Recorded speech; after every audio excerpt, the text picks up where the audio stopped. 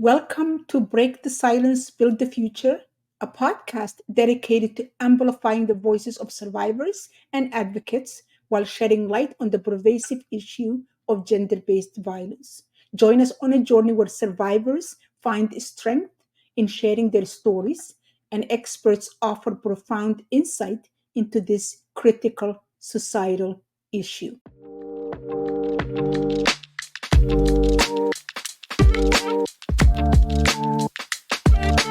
In today's episode, I'm going to share with you the messages I received from some well meaning people after my daughter was murdered. If I could put that into one sentence, the one sentence would be: You are so strong. I could not have done this. How are you doing this? How are you talking about this? How are you moving about? Trust me, I said some of those same things. Anytime I visit a parent who lost a child, I remember I had this coworker that had lost her son who was 21 years old. He was healthy, no underlying condition, is very athletic, very fit.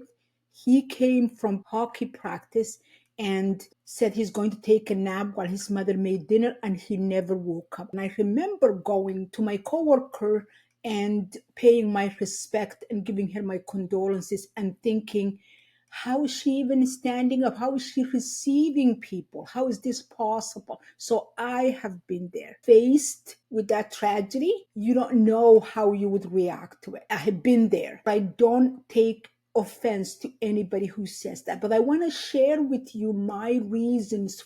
Now, my daughter had been taken away from me and she's gone. I'm not going to get her back, and there is nothing that will ease my pain. For me, I had to make a decision of how I can honor my daughter. One way would be to crawl under the covers and never come out.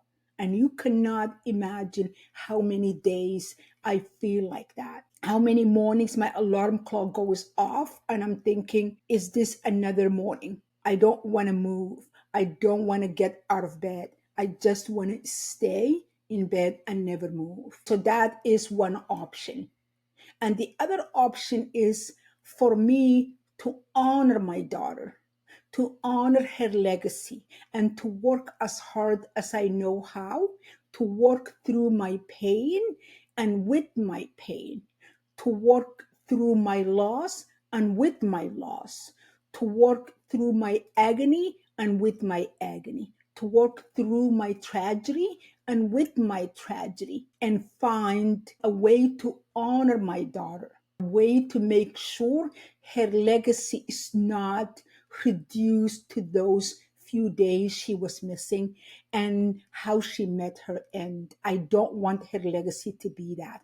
I want her legacy to be something that she would be proud of. I want her legacy to be something that helps another woman, open the door for another woman, allow another woman to find a way to say, I am really struggling with this, with no judgment, with no concern. That's the decision I made. And it's not a decision that came to me very easily. And if anybody faces a situation like this, I am not going to be one that would say, why aren't you fighting? Why aren't you creating legacy? Because I realize the pain that is involved in speaking, remembering, reliving my loss. But I don't want people to mistake that with strength.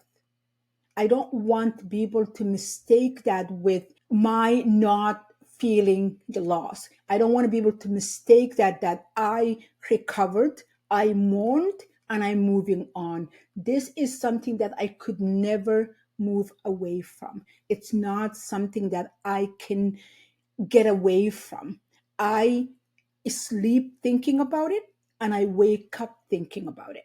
But in my pain, in my loss, I am deciding every single day, dedicating myself, my time, and rededicating myself and my time to this mission of creating a legacy in my daughter's name, honoring her by helping other people. If anything, Zahra was somebody who was always conscious about helping other people, always conscious about the need of others and putting that before her own. And when I tell you she was kind and loyal to a fault, I am not exaggerating. That's exactly how she was. And that could be one of the reasons why she ended where she ended, because she was that loyal.